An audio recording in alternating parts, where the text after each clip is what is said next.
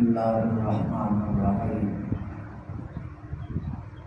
والصلاة والسلام على سيد الأنبياء والمرسلين وعلى آله وأصحابه وأزواجه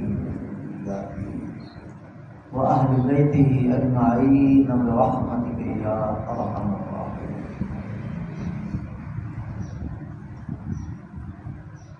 واجب الاحترام بزرگوں، دوستوں، بھائیوں، عزیزوں،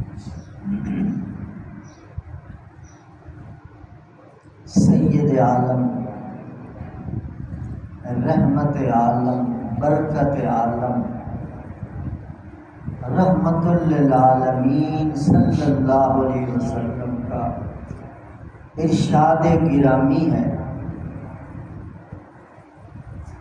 جو بندہ اپنے اندر یہ چار صفات پیدا کر لے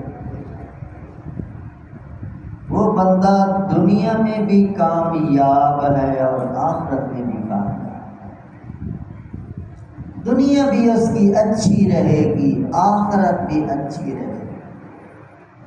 دنیا میں بھی بڑا سکون سے رہے گا، آخرت میں بھی بڑا پرسکون رہے گا۔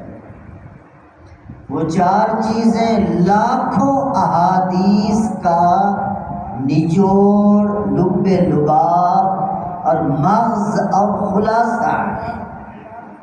ذرا غور سے سنیے۔ پہلی چیز،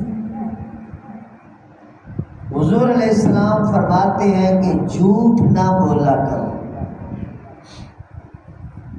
سچ بولا کرو۔ اپنے آپ سے بھی سچ بولا کرو۔ اس کا کیا مطلب؟ اپنے آپ سے سچ بولنے کا مطلب یہ ہے کہ آپ جناب میں جو خامی پائی جاتی ہے اس کو صدق کے دل سے تسلیم کر۔ اکثر بندے اپنی خامیاں نہیں تسلیم کرتے، ہوتی ہیں انا اتنی اونچی ہوتی ہے کہ اپنی خامی نظر نہیں آتی، تھوڑا سا بندہ توجہ کرے تو خامیاں نظر آ جاتی ہیں۔ تو اپنے آپ سے بھی سچ بولنا ہے، اپنی خامی کو تسلیم کرنا ہے، ماننا ہے۔ جب خامی کو تسلیم کریں گے اس کی اصلاح کا راستہ آسان ہوتا ہے۔ پہلی بات، جھوٹ نہیں بولنا۔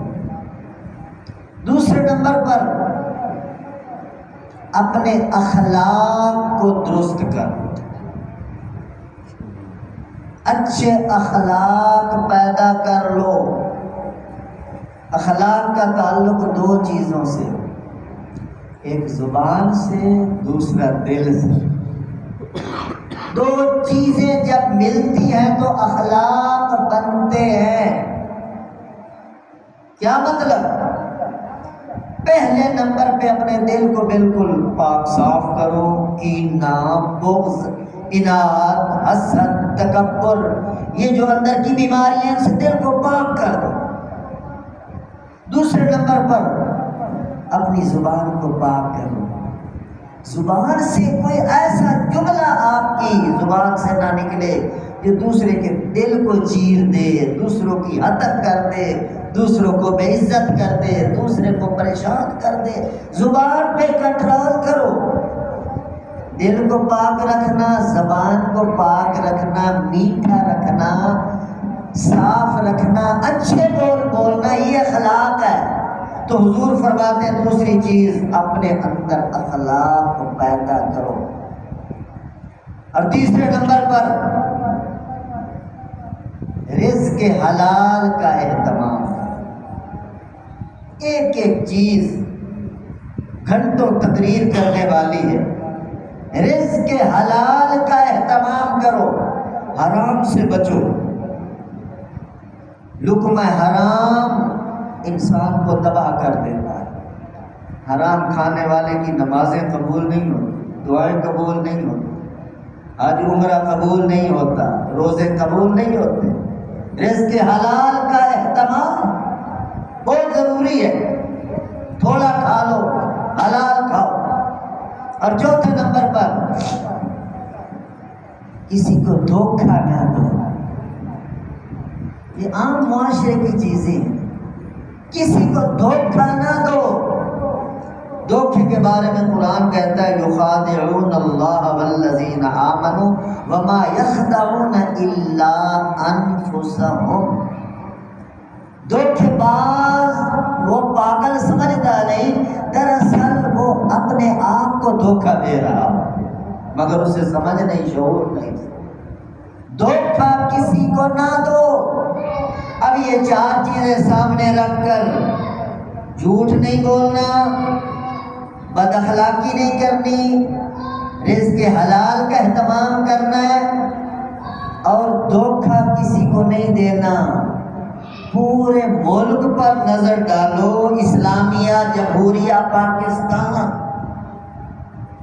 جھوٹ ہی جھوٹ ہے.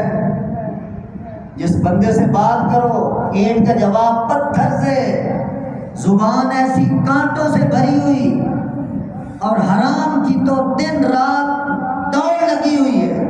بس پیسہ آنا چاہیے، حلال ہے حرام ہے جائز ہے ناجائز ہے ٹھیک ہے غلط ہے رشوت ہے سود ہے، پیسہ ہونا چاہیے، یہ سوچ ہے مسلمان کی. اور دھوکہ، دودھ میں ملاوٹ، کھانے میں ملاوٹ، حتیٰ کہ نمک مرچوں کے اندر بھی ملاوٹیں. حضور فرماتے ہیں من غش فلیس منا.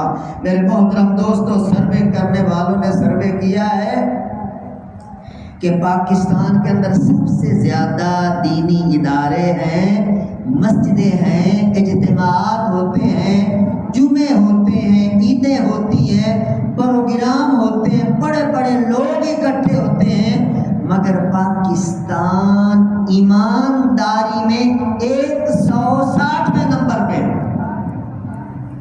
پاکستان ایمانداری میں 160ویں نمبر پہ ہے. اور جاپان جس میں پیر نہیں، فقیر نہیں، مولوی نہیں، خطیب نہیں، مقرر نہیں، مدرس نہیں، مسجدوں سے ان کو درس نہیں دیا جا رہا، مگر ایمانداری کے اندر پوری دنیا میں پہلے نمبر پہ. یہ اصل بات ہے. دوسرے لفظوں میں یوں سمجھیے، اسلام ادھر ہے اور نام ادھر ہے.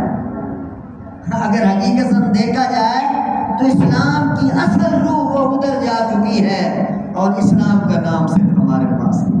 اور میرے محترم دوستو، اللہ پاک کو دھوکہ نہیں دیا جا سکتا.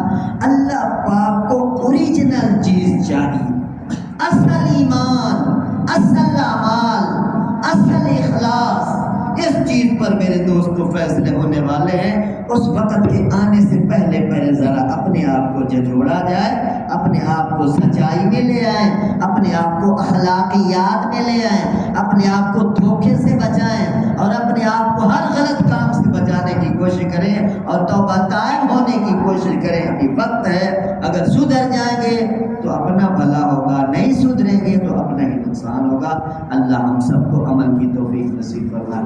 الحمدللہ رب العالمین والعاقبۃ للمتقین والصلاۃ والسلام علی سید الانبیاء والمرسلین. اللهم اغفر لنا وللمؤمنین والمؤمنات والمسلمین والمسلمات الاحیاء منهم والاموات من الجنة والناس اجمعین انك سمیع قریب مجیب الدعوات. رب ارحمهما كما ربياني صغيرا. صلی اللہ تعالی علی حبیبہ خیر خلقہ سیدنا محمد وعلى آلہ واصحابہ واہل بیتہ اجمعین.